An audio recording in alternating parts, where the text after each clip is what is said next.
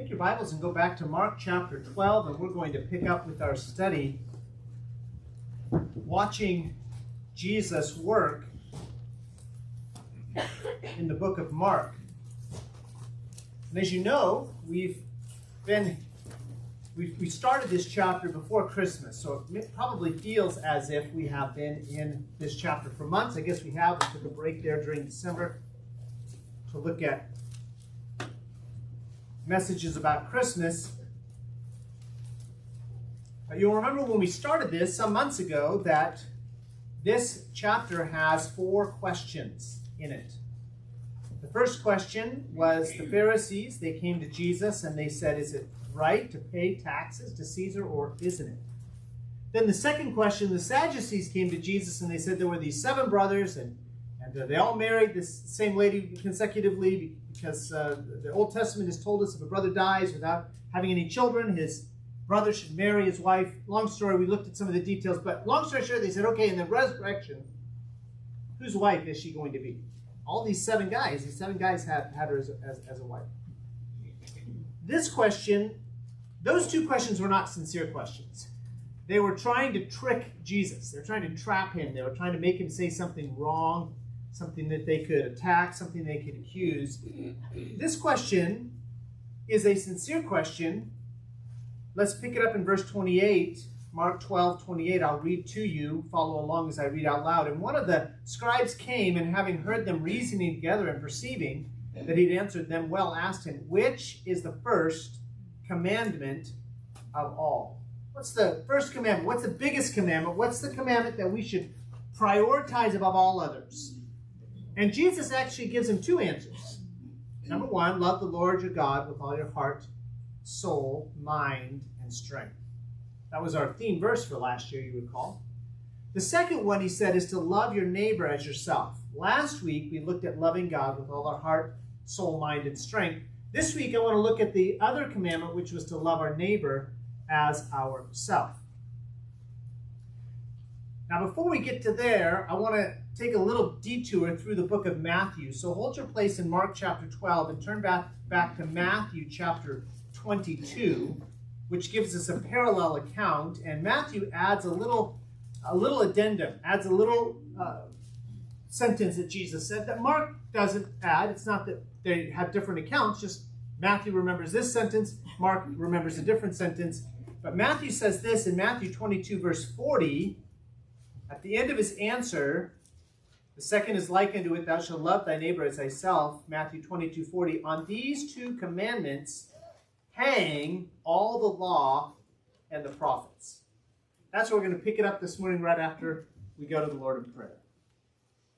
Father, we are grateful to you that we have your word, that it's inspired, that you've preserved it, that you've caused your people to recognize. You've shown us what books belong in our Bibles, and then you've caused it to be translated in a way that we can understand, so that when we pick up our English Bibles, even though it wasn't written in English, we know that these are the words that you have for us.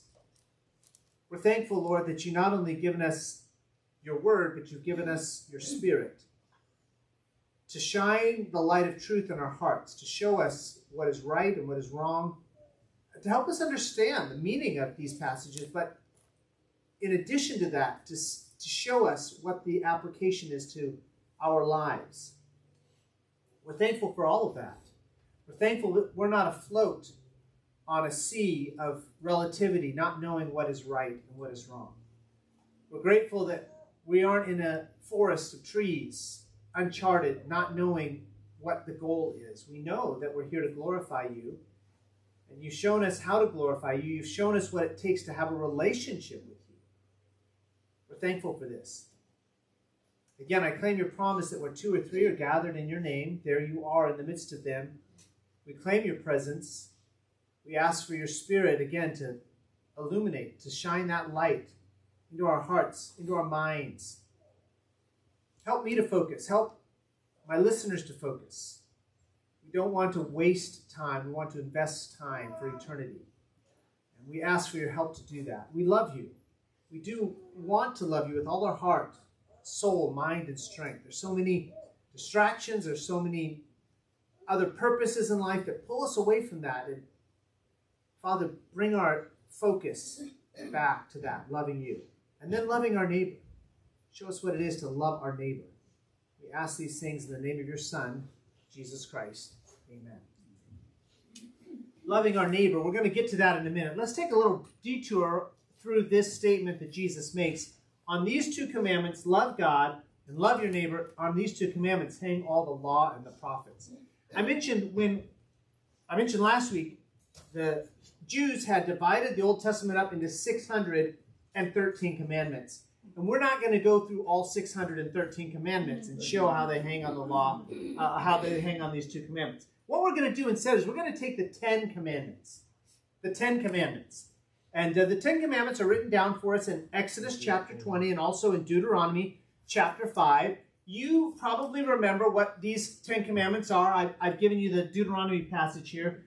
The first commandment is, thou shalt have no other gods before me. Now, do you think that commandment relates to loving God or to loving neighbor? Well, the easy one there is to love God. We love God. We truly love God and recognize who he is. We're going to put aside anything else, anyone else, any possession, any plan, any person. We're going to put that aside to recognize that he's solitary. There is none like him. Thou shalt have none other gods before me. The second command is not to make any graven image, to compare God to anything that we can see with our eyes, anything we've experienced. Now, maybe you have a little child. My children have brought home pictures of me that they've drawn, and frankly, they look nothing like me. In fact, what's really embarrassing is when they bring the picture home and they say, Daddy, who do you think this is? And you're guessing, it could be a bear. It could be an airplane. And they say, no, Daddy, it's you. And you're like, oh, yes, I don't see there is a... Don't never lie to your children. So wow, that's interesting. Now, imagine you're in the presence and the glory, and you've experienced the glory of God. To what would you compare that? Be like a little child scribbling on a piece of paper, and God says, I don't want you to attempt to make a graven image, a picture of me. So, do you think that goes with loving God or loving neighbor? Well, again, loving God. When we love God, we don't make fun of him. We don't bring him down to our level by making him into something we can understand. The third commandment is to not take the Lord's name in vain. Our nation as a group, Americans, have become much cruder in their language, much more careless. But this command still stands, not to use the Lord's name in vain, carelessly, flippantly, as if it doesn't mean anything. Now, I have a unique advantage here because one of the expressions of surprise or anger even that is common or was common in the United States is Great Scott. How many of you have heard that? Okay. Great Scott, someone says. And that happens to be my name. You know what? What they've just done is they've just taken my name, Scott, and used it in a very flippant manner. But guess what? I'm just a human being, so it doesn't matter. It does matter how we use the Lord's name. Right. And when we love God, we're not going to be careless with his name, throw it about when we're angry and want to emphasize a point. That's not acceptable. We love God. Number 4, honor the Sabbath day. Now, we want to be careful that we don't fall into this legalistic idea that somehow if we set aside Sunday, we're better than other people. But we do want to understand that if we love God, we should set aside a day where we can worship him. I mean, I'm busy Monday through Saturday. You're busy Monday through Saturday. Isn't it refreshing that when Sunday comes, you can tell your friends, you can tell your neighbors, you can tell your family, hey, I'm going to go to church and I'm going to worship God. Now, there are people right now that are queuing up to get into the Cowboys 49ers game. In fact, I just saw Ron leave. Did he make it back? Okay, he's back. Good. I just want to make sure he's still here. I'm giving him a bad time. They're playing in Texas. Guess what's important to them? Football. And how do they show football is important? They go to the game. Let me ask you, if you love God and God's important to you, one way you're going to show it is you're going to be here with his people on Sunday. Now, I recognize sometimes people have to work. I was at a hospital yesterday to visit KJ, and And there are people that are working in that hospital today, and I'm grateful that there are people working in the hospital today. I'm grateful for the firefighters that are at the fire station right now, prepared to meet an emergency. But there's a lot of people who choose to do other things on Sunday because God is not important to them. Don't let that be you. Set aside this day. Honor it. Keep it separate from all the other 6 days. And just tell people, hey, this is the day I worship God. You can come with me. You're welcome to join me. But you can't convince me there's anything more important than spending time with God's people, worshiping God. Amen. So if we love God, those first 4 commandments, see how they fit into loving God? Now the 5th commandment is to honor your father and your mother. Includes obedience, includes the way we speak to them, includes the expectations we have of them. That goes to me in the loving neighbor category. You say, well, my parents aren't really my neighbors. Actually, they're closer than your neighbors, right? So we love our neighbor. We're going to love our parents. We're going to want to honor them. The 6th commandment, don't kill. Thou shalt not murder. Guess what? If you love your neighbor, are you going to kill him? No, I think that's pretty obvious. That goes with loving our neighbor. The 7th commandment, thou shalt not commit adultery. Again, if you really love your neighbor, I know our nation has twisted this idea of love, but if you really love your neighbor, you're not going to commit adultery with your neighbor. You're not going to, in my case, steal a neighbor's wife, or a lady's not going to steal a neighbor's husband. So again, loving neighbor. The 8th commandment, don't steal. If you love someone, do you steal from them? Years and years ago, there was a family member of mine that had a son that was literally stealing from them. And I thought to myself, how could you steal from your own parents? He was living at home. How could you steal from your own parents?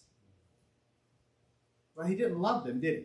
No one would say, oh, that's a loving son. He's stealing from them. Don't steal. Number 9, don't bear false witness. Oh, I love you. I'm just going to lie about you. Is that okay? I can't even imagine that. If you love someone, you're going to tell the truth about them. And then the 10th commandment, don't be greedy. Thou shalt not covet. I look at somebody else's stuff and I say, boy, that's what I need. That's what I want, even if I have to get it from them. That covetous spirit doesn't show love for neighbor. So you understand that all of these commandments hang on loving God or loving neighbor.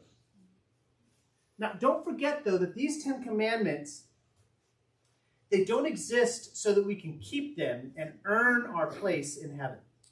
Because the truth is, none of us can keep these 10 commandments.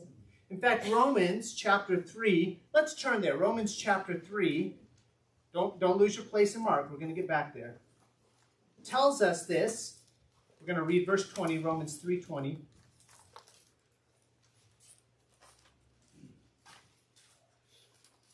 Romans 3:20 says this, therefore, by the deeds of the law, there shall no flesh be justified in his sight. In fact, if we can back up to verse 19, now we know that what things soever the law saith, it saith to them who are under the law, that every mouth may be stopped, and all the world may become guilty before God. The purpose of this law is not so I can keep it and say, look, God, I made it. I did it. Look, all 10 commandments, I've kept it. No, the purpose of the 10 commandments is to show us how guilty we are. To show us we can't keep all the law. As I went through those 10 commandments, I guarantee you've broken one or more. In fact, maybe you've broken all of them. And you know what? God knows our condition. Now, I didn't say God says it's okay. God doesn't say it's okay to break his law. He's absolutely holy. Amen. And he must punish sin. That's why this week's verse, the wages of sin is death. That's the punishment for sin. But God also loves us. And you'll remember the verse from January 2nd, but God so loved the world that he gave his only begotten son. He sees the condition we're in. He sees these commandments. We're never going to be able to keep them. And so what does he do? He sends his son to die in our place. Now, look back at Romans 3. Romans 3:20 we read. Let me skip down to Romans 3:23. And you know this one. This was last week's verse. For all have sinned and come short of the glory of God, Read into verse 24, though. Being justified freely by his grace through the redemption that is in Christ Jesus, whom God hath set forth to be a propitiation through faith in his blood. Now, there's two big words there that I want to look at real quickly, define for you. The first one is justified. Verse 24, being justified freely by his grace. God justifies us freely without any cost to us by his grace. But what is justification? What does it mean to be justified?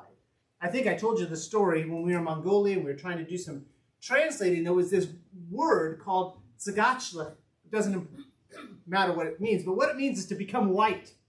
And some of us said, that would be a great word here. We'll use zagachlik to talk about people who were dirty and sinful and wicked, but they've become white and clean.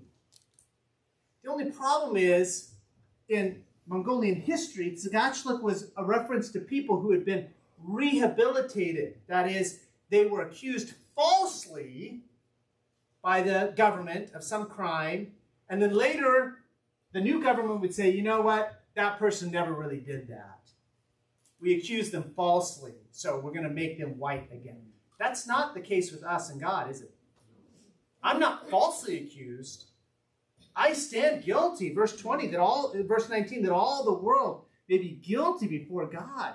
So justification isn't God saying, I'm going to rehabilitate you. Yeah, I know we talked about some problems, but I think you're a good guy. That's not justification. Justification is God declaring you to be righteous because Jesus has already paid the penalty. Amen. God doesn't make me righteous. I wear the righteousness of Jesus Christ, not my own righteousness, but he declares me to be righteous freely. No cost to me. He doesn't say, okay, if you pay me enough, if you do enough, if you honor the Sabbath enough, if you honor your parents enough. No, there's no payment. Freely, through his grace, God says you are righteous. Why? Because Jesus took that sin of mine on his body. Yes, on the cross. And when he died, he was paying the penalty for my sins, for your sins. So when God says, I declare you to be righteous, he's still just because he's already given the penalty for my sin to Jesus. That's what that word propitiation means, to make amends or atonement. Jesus is the propitiation for my sin. Jesus is the one who made atonement for my sin. Jesus is the one who said, I see the price and I'm going to pay it, because Scott will never be able to pay it. You'll never be able to pay it. The commandments show that I'm guilty. God's grace shows me how I can be forgiven. The law says, boy, you're wrong. But God's grace says, yes, but I can forgive you. Do you know that your sins are forgiven? Do you know that you have the righteousness of Christ, that you're justified, that God has declared you to be righteous, not because of anything you've done, not because you're a great person, but because you've recognized that when Jesus died, he died in your place. When he rose again in your place, showing his victory over death and over sin. Now that was a little detour. Let's go back to Mark chapter 12 and talk about what does it mean to love our neighbor? What does it mean to love our neighbor? So if we're going to talk about loving our neighbor, maybe it would help to think through this question, who is my neighbor? Do you remember, was Jesus ever asked, who is my neighbor? Oh yeah, he was. Yeah, he was. Guy came to him and Jesus said, love your neighbors yourself. And the guy, he was a lawyer. He knew law. And he said, okay, well then tell me, who is my neighbor? And who remembers the parable that Jesus told to answer that man's question, who is my neighbor? Yes, the story of the Good Samaritan. So briefly, we know that a neighbor is anybody we happen to come across. We might not know him. The Good Samaritan didn't know the man who was beaten and left for dead at the side of the road. We may not like him.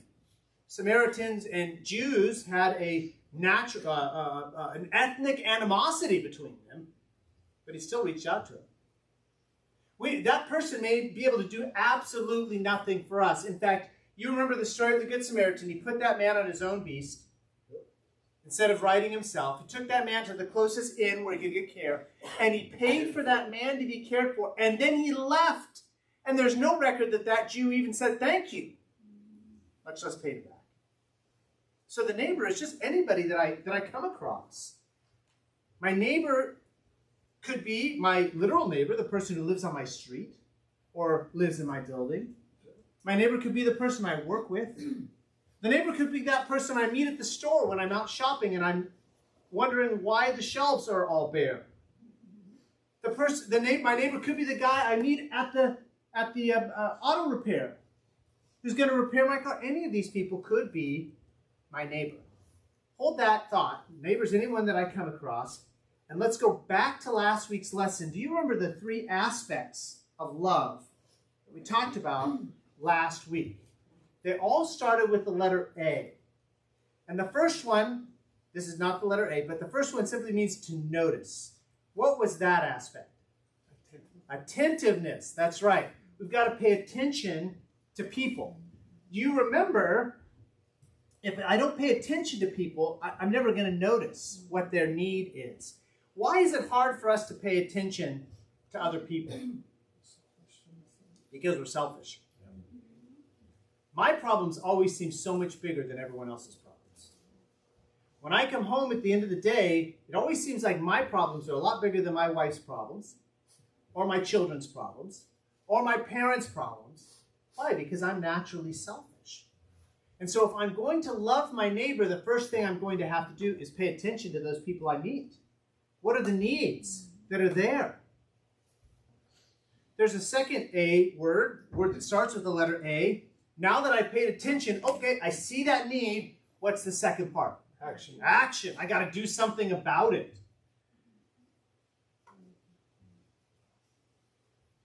In Mongolia, it gets very cold in the winter. In fact, I didn't check today, but my guess is it's below 0 for a high today. It'll get down to -20 or -30 tonight. And we had met a family, Gampurov and Olzi. We've been there about 2 years. We met this family, Gampurov and Olzi. And Olzi was a help to us. We met her often. But Gampurov was a little bit more elusive out there. And I was trying to get with him to give him the gospel. And several times I had given him the gospel. In fact, one time I found out that he was working across town. And he was taking public transit. I thought this would be a great chance. I'll give him a ride home. And he'll be a captive audience for an hour. Amen. So I drove across town, picked him up from work, took him home. That whole time we were talking about God. But, you know, it was a nice conversation. It was pleasant. He was friendly enough, but not very interested. His father got really sick. And so for a while he left for the countryside. This was in the fall. He was going to spend some time with his father. And his father recovered, so he came back to the city. And he said, I'm going to get some firewood for my family. Can you help me? Because I had a vehicle, he didn't. I said, sure. So I picked him up one day. Again, we drove across town to where we were going to get firewood. And I imagined something like this woodlot over here. By the way, the woodlot on the other side of the ditch there has nothing to do with the church. More than once people have stopped and they said, hey, we'd like some wood. I'd say, go ahead, take some. No, I don't. I have a number for someone if you'd like some wood. But it was a lot. I figured it would be a woodlot, and at the most, we'd be picking up rounds. You know, before you split lumber, split the trees, they're just rounds. They've been cut. No. When we got to the rail yard, he literally was picking up logs about 10 or 12 feet long. We hired a truck. They loaded him up on this truck. We drove him across town to where his house was, and the truck just dumped him out on the ground, and now he had these 10 to 12-foot logs sitting on the ground. And I said to Gampurov, what are you going to do? Well, he had a cross-cut saw. Some of you are familiar. Yeah. He was going to use a cross-cut saw to saw them into rounds and then split them. I thought, he's going to be here in a long time. Well, he didn't even get a chance to really start. When he found out, suddenly, Christian remembers the day, we found out his father died, just like that. Gampurov, as a good son would, he took off for the countryside to be with his family for his father's funeral. He was gone about 2 weeks. Mongolian funerals usually last about a week, so he was gone traveling. Anyway, it's getting colder now. It was fall, it's getting into winter. And I said to Olzi, who we were still seeing his wife, I said, how are you and the children staying warm? She said, well, I'm taking a little hatchet out there and I'm chopping off bits of wood to burn in the fireplace. Well, we had a friend named Mickey. And if we ever get Mickey Kofer to come to this church, I'm going to have him so you can see his beard. He's got this huge old beard. If it's white now, he'll look a lot like Santa Claus. Anyway, I said, Mickey, do you have a chainsaw? Because Mickey lived in the countryside, and how can you live in the countryside without a chainsaw? He said, I've got a chainsaw. I said, listen, if you've got a chainsaw, a maul, and a wedge, and an axe, I know what we can do. Well, Mickey is a go-getter. He said, great. He grabbed his 2 sons. They were preteens, and he and I, the 4 of us, we went over to the house, took that chainsaw, we split all those logs into rounds. We turned the rounds over and we split it, most of them, not all of them, because it was a whole winter supply, split most of them into wedges for the family. Guess what? The next time that Gampadam and I talked, he was much more interested in the gospel. Marcus reminded me of a saying we have, and that is, nobody cares how much you know until they know how much you care. And I can be attentive to my neighbor. Oh, that's terrible. They're going to freeze to death unless they get those logs cut. Yep.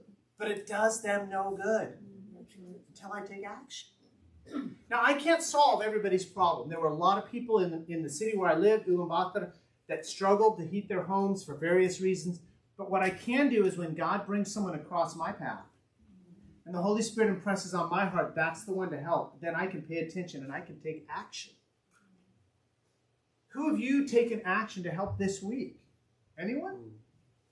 You say, well, I just don't know people with problems. Look, I've got lots of people with problems. Let's you and I talk after the service, because there's a lot of people to minister to in Elmira Baptist Church. Let's not be so selfish that we're not even paying attention to our neighbors. Attentiveness, action. Do you remember the third word? It started with no. Anticipation. I know anticipation doesn't work quite as well as expectation, but I was looking for a word that started with the letter A. There's no expectation that they will ever do anything for us. I didn't say to Gampadam when he got back from the countryside, you see all that wood I chopped? That took us X number of man hours and gas for the chainsaw, and you owe us. I didn't do that yet, did I? I didn't say to him the next year, hey, remember we helped you with your wood last year? It's your turn to help us. I didn't do that. There's no anticipation. If I'm giving something to someone in anticipating of receiving something, Jesus says everybody does that. If you host people for a meal, hoping that they'll host you for a meal, everybody does that, Jesus says. When you host a meal, Jesus told us, go out and find the lame, and the blind, the people that won't be able to pay you back. That's because true love is attentive, true love shows action, and true love has no anticipation for anything that people might do for us. Amen. Let me just summarize what that looks like in a church, okay? Through a short article that I found just this week. This is another man who wrote this. His name is Philip, and this is what he wrote, and I quote him. I was 18 when I became a Christian. Like many young Christians in the early 2010s, I found myself swept up in a large church that had enough ongoing community groups, Bible studies, and sports teams. Let me just step back here. I didn't know sports teams were part of church, but sports teams that the church bulletin couldn't possibly hold it all. Between work and college, I attended men's studies, read C.S. Lewis, Charles Spurgeon, and listened to teachings from all the pastors rising to fame during the online church boom of the time. I also did what I could to soak up time with whoever would give me half an ear in 5 minutes. I had questions. I was anxious. I was struggling with old sins, and I wanted someone to point me in the right direction. And I felt very, very alone.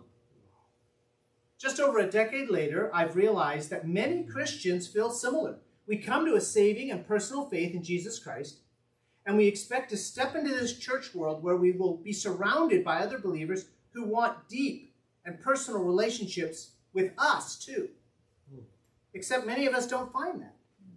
Instead, we find ways to accumulate enough knowledge to get doctorates in theology. But few people want to buy us a cup of coffee and just listen to all our questions and frustrations. We find enough church-based groups to constantly fill our calendars. But very few people are willing to invite us over for dinner and engage in conversation. We find people who want to welcome us into their ministry, but not welcome us into our lives. So I'm going to challenge you this week, this month, this week. You have 2 weeks left in January. Look around Elmira Baptist Church. And who is it that you could welcome into your life? Now, some of you are doing this, and if you're doing this regularly, don't feel burdened to do more. But I think a lot of us, we could do 10% more, 20% more, 30% more to feel other members, other attenders here at Elmira Baptist Church feel more welcome. Amen. Just spending time with people and attention, action, and no anticipation. I'm not going to invite someone to my home because I hope they invite me to their home later. I'm not going to see a financial need and meet that financial need, hoping that someday they're going to see my financial need and meet it. I'm not going to sit and listen to someone and let them talk and hear their struggles and pray with them, hoping that someday they'll listen to me talk and pray with me. No anticipation. Loving our neighbor. Now, there are two sides to loving our neighbor, and I want us to consider both sides. Negatively, if I can use that term, to love our neighbor means not to hurt him. Remember all the don't kill, don't commit adultery, don't steal, don't lie, don't bear false witness. All of those would fall under this idea of we don't want to hurt our neighbor. So when we love him, we think, what is it that I can not do, I can avoid doing so that my neighbor's not hurt? In Romans 13, verse 10, it says, love worketh no ill to his neighbor. Therefore, love is the fulfilling of the law. So in addition to the ones I just mentioned, don't kill him, don't commit adultery, don't steal, don't lie about him. How about some others? No vandalism. When you grew up, did your parents ever tell you if you break the neighbor's window, you have to pay for it? My parents told me that. I grew up with two younger brothers, and we were pretty rough. We broke things at our house pretty consistently. I'm not proud of that, but we did. But my dad said, listen, you ever break something at the neighbor's house? You're paying for it. Now, I always wanted to say to my dad, I was smart enough not to, but I always say to my dad, if they don't know, why do we have to pay for it? Because my dad understood what it was to love our neighbor. Amen. We're not going to break his window and, well, don't tell him. It's not my window. He has insurance. No vandalism. How about no loud music? I've always been bothered when my neighbors played their music loud enough that I could hear it. So why would I play my music loud enough that they could hear it? No loud music. Don't put cars up on jacks in your yard and leave them there. Now, if you need a garage, you need a place to work on a car, I understand that. Sometimes your project may take some months to get through, I get that, but nobody wants cars up on jacks in their neighbor's yard. Okay, all of that is when we love our neighbor, we don't do any ill to him, but there's also a positive aspect to loving our neighbor. We're not only do we not do him ill, but we also do him good. Mm-hmm. Galatians 5:13 and 14, God tells us, for brethren, ye have been called unto liberty. Only use not liberty as an occasion for the flesh, but by love serve one another. For all the law is fulfilled in one word, even in this, thou shalt love thy neighbor as thyself. What can we do to serve our neighbor? About a year ago now, maybe 18 months ago now, we have a pretty consistent conversation day by day, week by week with our neighbor. We hadn't seen him for a few weeks, so one of us went over to find out what had happened, and he'd had a surgery for hernia. And we noticed that his grass was getting a little bit shaggy. He was one of those neighbors, he does a really good job of keeping his grass trimmed. And it just sort of looked odd to us. So you know what? One of my children said, you know what, Dad? I'll go cut that grass. Amen. Why did my son say that? He was hoping to get money, right? He's hoping my neighbor would say, okay, what do I owe you? No, he was doing it because he loved his neighbor. Maybe you have someone in your life and you see a need. If you can meet that need, loving your neighbor says, I'm gonna take action. I'm not just gonna merely be attentive. I'm gonna take action. I'm gonna do something. Cutting your neighbor's grass when he's sick. But how about this one? Giving the gospel to your neighbor. Yeah. More than anything, what our neighbors need is they need that personal relationship with Jesus Christ. I'm not saying they need to come to Elmira Baptist Church. I hope they do, but that's not what will matter for eternity. What will matter for eternity is if they've come to their own saving knowledge that Jesus Christ died and rose again for them. So what am I doing to give my neighbor the gospel? Am I praying for my neighbor? I try to pray for my neighbors by name. It reminds me, I'm there to give them the gospel. I'm there to help them as I can. So loving our neighbor isn't merely not doing evil. Loving our neighbor isn't merely helping repair the fence when the fence between the two properties comes down, or paying for the window if we break it. Loving our neighbor is looking for ways to do them good. One of you has put a box in front of your house, and you're collecting your neighbor's prayer requests. When I saw that, I thought, that is a really neat idea. Amen. Reaching out to my neighbors, how can I pray for you? What needs can I meet? And again, I can't meet all the needs, even on my own little street. But when God helps me, I can certainly meet the needs that he brings to my attention. As I mentioned, I was at the hospital the other day, and it was a local hospital here to visit someone. And I noticed they had a sign that looked like this, no pass zone. How many of you have seen a sign that looks like this? Okay, it's not very common because it has nothing to do with traffic. What it is, it's a reminder to the nurses and the staff, not just nurses, but janitorial staff even, that if they see a problem at the hospital, if they see a patient who's in need at the hospital, whether it's their patient or not, they are not to just walk by that person and say, oh, they can help. They're supposed to stop and intervene if they can, or at least call the person that they need to meet that need. So imagine, this is not happening, but imagine you're at a hospital and there's a person, they're not supposed to get out of bed because they're not able to walk, but they do their best to get out of bed, they fall on the floor. And I happen to be the janitor cleaning that day, and I walk by and think, boy, I hope that person gets picked up. No, I'm the janitor. I probably am not supposed to help that person back in the bed, but I can stop and I can find a phone and I can call the nurse and say, hey, patient in number whatever room is on the floor. We've got to get him back on the bed. That's called the no pass zone.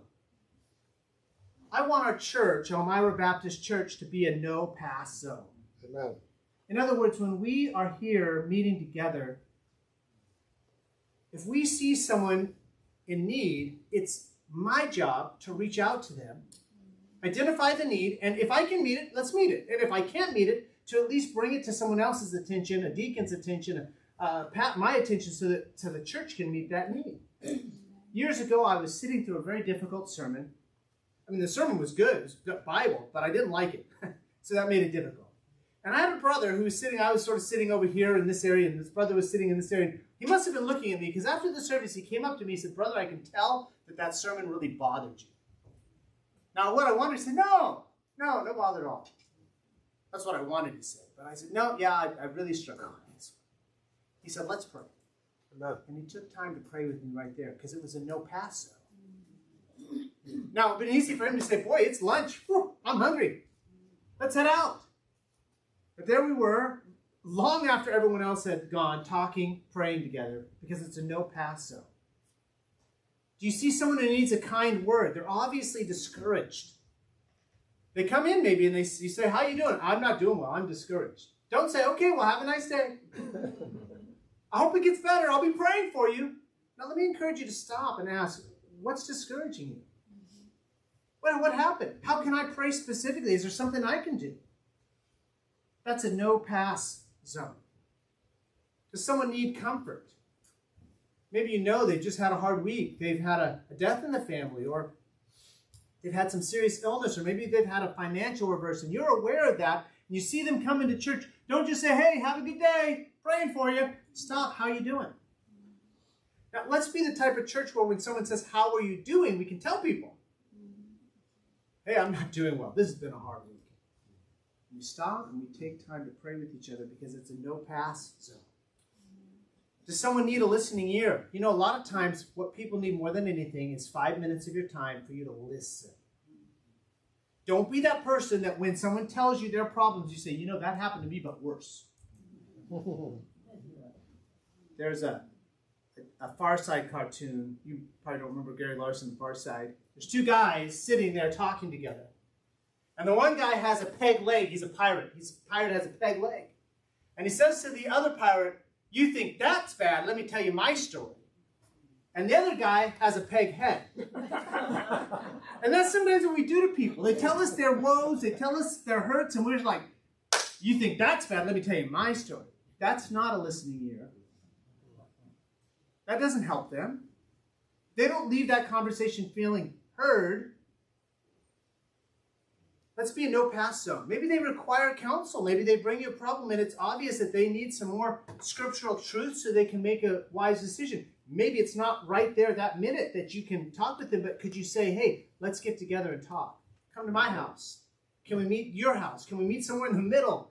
Where can we find time for each other? We want to be a church that loves each other first and foremost. Galatians says that we're to do good to all men, but especially to the household of God. And if I'm not paying attention to you and I'm just walking by your needs, how can I pay attention to other needs that have come across my path? Let's make Elmira Baptist Church a no-pass zone. Amen. Well, we're not just going to merely walk by and say, oof, I hope that person gets help. Hey, Pastor, you know so-and-so is really discouraged. Have you talked to him? No. Have you listened to him? No. Have you prayed for him? No. Let's be a no-pass zone type of church. Because Jesus tells us that in addition to loving God with all our heart, soul, mind, and strength, we are also called to love our neighbor as ourselves. So if someone, I asked you this question slightly differently last week, but if someone were to follow you around for a week, follow you home today, follow you to work, follow you, watching you live in your neighborhood, how would that person know that you loved your neighbor at all? And again, not merely the people who live next to you who are your neighbor, but your coworkers, your family members, other folks that you come in contact with. How would they know that you loved your neighbor at all? We live in a very toxic environment. Just a couple weeks ago, I received an email. It was calling for political action. And it said this: are you ready for a fight? And sometimes we see our neighbor as our enemy. And let me assure you, we will never out-hate our enemies. God doesn't call us to hate our enemies. God calls us to love our enemies. Amen. So if someone followed you around for a week, would they see a Christian who's itching for a fight, looking to argue about this and condemn people for that and just dismiss people because they're so wicked? Isn't it amazing that Jesus paid attention to the lowest people in society? Jesus gave time to the people who were hurting, people that were confused. The ones who thought they had it all together, the religious leaders, the Pharisees, the Sadducees, the ones that were so sure that they knew exactly how this all worked. He didn't have much time for them. He had time for the lowly. He had time for the street people. He had time for the tax collectors who were rejected by their own. We cannot out-hate our enemies. We will not win the world by hating them. We will win the world by loving them. And we can only truly love people, especially, we can only truly love people if we have God's grace in our lives. It's not a matter of me trying harder. It's not a matter of me watching the right shows. It's a matter of allowing God's grace to flow through me to others. So tonight, guess what I'm going to preach on? Grace. Amen. Father, thank you that you loved us when we were unlovely, when we hated you. When we were your enemies, you sent Jesus Christ to die in our place. And you invited us to become a part of your family, even though we were against you. Pour out your grace upon us so we have that kind of love for our neighbor. The person who lives next to us, the person we work with, the person at the store, at the shop, the person we're going to come across this week, the folks you bring our attention to with needs. Teach us what it is to be the Good Samaritan and look past a beaten and bloody body to see people. To look past ethnicity to see people. To look past our own busyness and our own travel to see people. Help us to reach out, to not just be attentive, but to take action. Show us what actions we need to take, especially, Lord, here at Elmira Baptist Church. May we be aware, eager to come on these Sundays and Wednesday nights wanting to know what people's struggles are, what their needs are, so we can pray for one another, so we can meet those needs, so we can take time for one another. Thank you for the good spirit of love and unity that you've already blessed us with. We have a good spirit here, but I ask, Lord, that you would increase our faith, increase our love for each other, increase that unity around the truth. Revive our spirit to love one another, to love our neighbors, ourselves, to look past our own selfishness and see the needs that are out there. So, Father, help us, we pray. You tell us that the world will know that we are Christians by our love for each other. So help us to love each other as we ought.